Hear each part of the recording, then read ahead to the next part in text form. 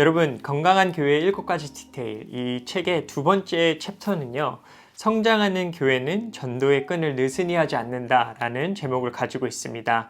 세르백 교회는 이제 한 45년 정도 설립된 지 그 정도 된 것 같아요. 그러면서 거의 42년 동안은 리거렌 목사님께서 설립자로서 굉장히 오랫동안 교회를 섬기셨고, 이제 앤디 우드라는 두 번째 담임 목사님께서 오셔서 이제 열심히 잘 해 나아가고 계신데요.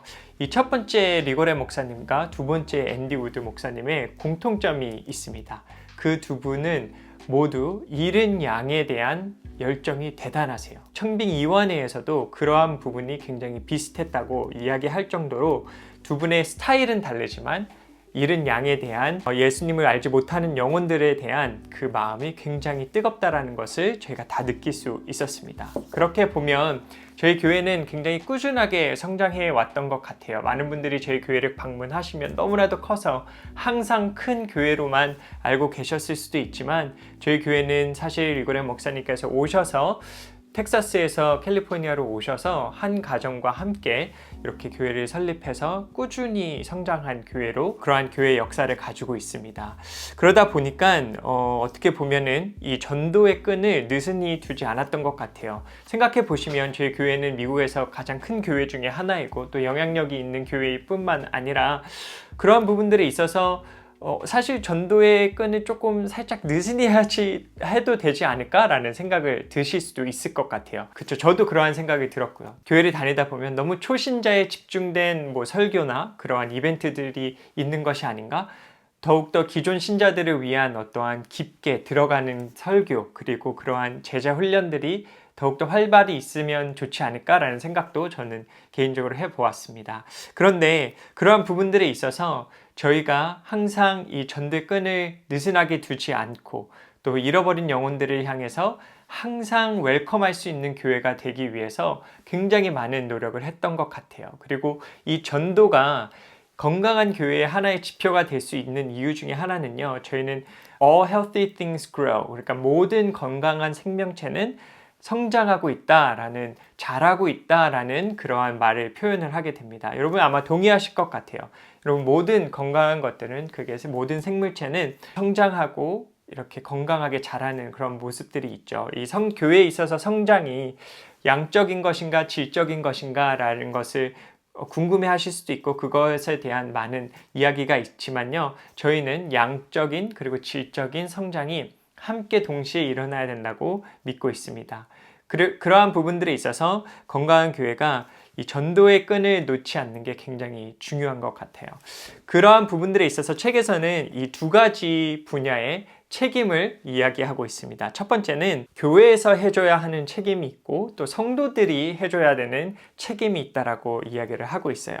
이 부분에 있어서는 우선 교회에서, 그러니까 목회자의 역할로 이렇게 보면 53쪽에 있는데요. 교회에서 끊임없이 새로운 영혼들을 초대하기 위해서는, 전도 친화적 교회가 되기 위해서는 목회자의 초점을 교회 밖으로 돌려서 사역을 계획하고 진행해야 한다고 제가 적었습니다. 한번 여러분들께 질문해 보셨으면 좋겠어요. 우리 교회는 새로운 사람에게 친화적인 교회인가? 여러분들의 교회는 새로운 사람들에 있어서 친화적인 교회인가요? 예를 들어서 교회에 처음 온 사람이 이렇게 주차를 어디에 해야 하는지, 자녀들은 잠시 어디에 맡길 수 있는지, 그렇다면 어디로 가야 하는지, 자녀들을 맡기는 장소가 어디 있는지, 이러한 것들이 잘 표기가 되어 있나요? 저는 모태신앙으로 자랐기 때문에 이러한 부분들이 사실 크게 눈에 들어오진 않았습니다. 그런데 요즘 시대에 안전과 이러한 교육이 굉장히 중요한 시대에 예수님을 알지 못한, 아니면 교회를 처음 한 번도 가보지 않은 사람이 자녀를 들고 왔을 때 그 자녀와 잠시 떨어져야 하는, 어떻게 보면 마음의 고통 아니면 마음의 어려움에 대해서 혹시 생각해 보신 적 있으신가요? 그렇기 위해서 어떠한 교회가 노력을 하고 있는지를 이 책에서 이야기를 하고 있는데요. 아마 저와 여러분들에게 가장 친숙한 것 중에 하나는 설교의 분야에 있어서 그렇지 않을까 생각이 됩니다. 혹시 여러분들은 우리 교회는 설교가 깊지 않아요 라고 혹시 그러한 이야기 들어보신 적 없으신가요? 저희 교회에서는 그런 이야기를 할 때가 있습니다. 이러한 이야기가 있다는 것은 이미 많은 성도들이 교회가 기존 성도에게 초점이 맡겨 있다라는 것을 볼 수도 있습니다. 그러한 부분들에 있어서 설교자로서 예수님을 알지 못하는 사람들이 와서 정말 그들이 이해할 수 있는 단어로 표현할 수 있는 것, 그리고 너무 쉽다고 한다면 그것을 깊다고 느끼지 못하는 것들의 기존 성도와의 이해도도 우리가 교회와 기존 성도들이 잘 맞춰가야 하는 부분이라고 생각을 합니다. 그래서 저희 교회에서는 굉장히 설교를 쉽게 전하려고 많이 노력하고 있습니다. 그리고 저희가 사용하는 단어와 그러한 것들에 있어서도 특별히 성경에서 말하는 단어가 아니라면 저희는 최대한 풀어서 이야기를 하려고 합니다. 제가 처음 세르벡 교회에 왔었을 때 한국 목사님이 이미 계셨어요. 근데 그분께서 저에게 해주셨던 말씀 중에 하나가, 케빈 목사, 나는 세르벡 교회 오고 나서 가장 먼저 바꾸려고 했던 것 중에 하나가 이 주일이라는 단어를 일요일이라고 대체해서 사용하는 것을 노력하셨다라는 거예요. 저는 처음에 그게 의아했습니다. 왜냐면 저도 일요일은 거룩한 날로 하나님께 드려진 날 해서 주일이라고 우리가 어려서부터 배워왔거든요. 그런데 생각해 보니까 예수님을 알지 못하는 사람에게 있어서는 주일이라는 말이 굉장히 어색할 수 있다는 것이죠. 그래서 일요일, 그냥 썬데이라는 말로 하려고 노력을 하셨다라고 하는 게 세르벡 교회에서 오랫동안 사역을 하다 보니까 저도 이해가 되더라고요. 그런 부분들에 있어서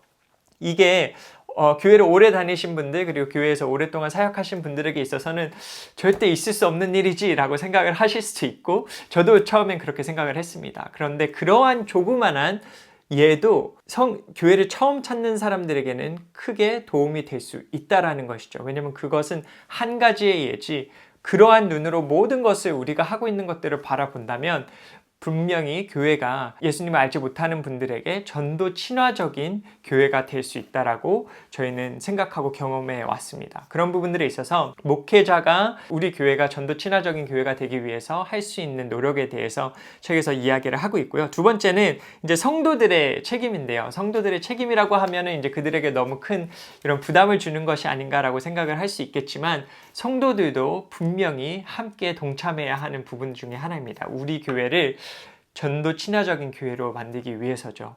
사실 전도라는 것은 굉장히 어렵습니다. 그렇죠? 저희 교회에서도 설문조사를 해요. 저희 교회는 여러분들 아시다시피 목적이 이끄는 교회의 파라다임을 가지고 성도들을 교육을 하는데요. 그 목적은 worship, fellowship, discipleship, ministry and evangelism. 예배, 그리고 worship, fellowship, 그러니까 친교, discipleship, 제자훈련, 그리고 섬김, 그리고 전도와 선교입니다. 이 5가지 중에서 여러분들은 어떠한 부분이 있어서 가장 편하십니까? 아니면 여러분들은 어떠한 부분들을 가장 잘하십니까? 라고 이야기를 하면 꼭 전도가 마지막에 나옵니다. 그러니까 저희 교회는 전도의 끈을 느슨하지 않기 위해 노력하지만 이 전도라는 것이 성도에게 그렇다고 해서 쉽게 받아들여지는 것은 아니에요. 그래서 저희가 성도들에게 교육을 할 때 이 전도라는 것을 이야기를 하면, evangelism이라고 이야기를 하면 꼭 내가 상대방을 복음을 설명하고 간증해서 그들을 설득해야 하는, 그들을 예수님을 믿게 해야 하는 그러한 책임을 많은 성도들이 아마 느끼고 계실 거예요. 그래서 저희는 이 전도라는 단어보다는 살짝 순하게 이야기를 해서 초대라는 이야기를 많이 합니다. 그래서 invite라는 이야기를 많이 해요. 이 언어를 바꿈으로 인해서 교회의 새로운 문화, 그리고 성도들이 어렵게 느낄 수 있는 것들을 조금 편하게 해줄 수 있는 그러한 교회의 책임이 부여가 되고, 그 다음에 이제 성도들의 동참이 있는 것이죠. 그래서 여러분들 주위에 있는 분들 초대할 수 있는 사람들이 있으시겠습니까? 뭐 가족의 경우, 친구의 경우, 이웃의 경우, 그리고 아니면 또 이렇게 함께 일하시는 분들 가운데서 여러분들이 초대할 수 있는 사람들이 있습니까? 라고 많이 이야기를 합니다. 그래서 그러면 이제 사람들이 조금씩 전도에 대한 생각을 내가 설득해야 된다는 것에서 내가 초대하면 되는구나, 교회를 초대하면 되는구나 라고 생각을 합니다. 근데 여기서 중요한 것이 있어요. 이 교회의 책임과 성도의 책임이 함께 선순환을 이루어야 합니다. 왜냐하면 성도들이 이제 초대를 했는데, 믿지 않는 사람들이 초대를 했는데 굉장히 그분들의 마음 가운데서는 부담이 있을 거란 말이죠. 예를 들어서 이제 예수님을 알지 못하는 친구가 이렇게 왔는데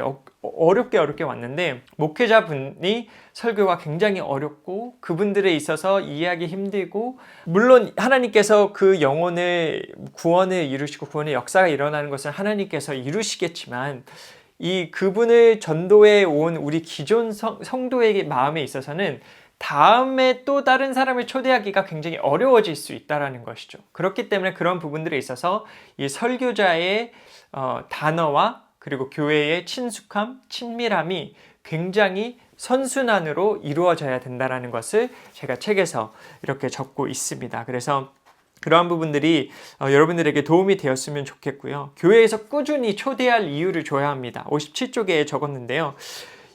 초대할 이유를 계속해서 만들어야 돼요. 여러분, 제가 많은 분들이 저희 영상을 통해서 저를 아시는 분들은 세르백 교회에서 이 온라인 사역자로 아마 오랫동안 아셨을 것 같아요. 제가 세르백 교회에 와서 했던 이제 정식 사역이 온라인 목사였기 때문에 쭉 오랫동안 하다가 제가 2년 전에 새로운 포지션을 얻게 되었습니다. 근데 그 포지션의 이름이 굉장히 특이해요. 뭐냐면 Experience Pastor입니다. 말 그대로 경험 목사예요. 경험 목사인데 저희는 교회를 간다 아니면 교회를 왔다 라고 표현하지 않고요. 교회를 경험한다 라고 이야기를 합니다. 그래서 모든 사람은 교회를 경험한다 라고 이야기를 하는 것이죠.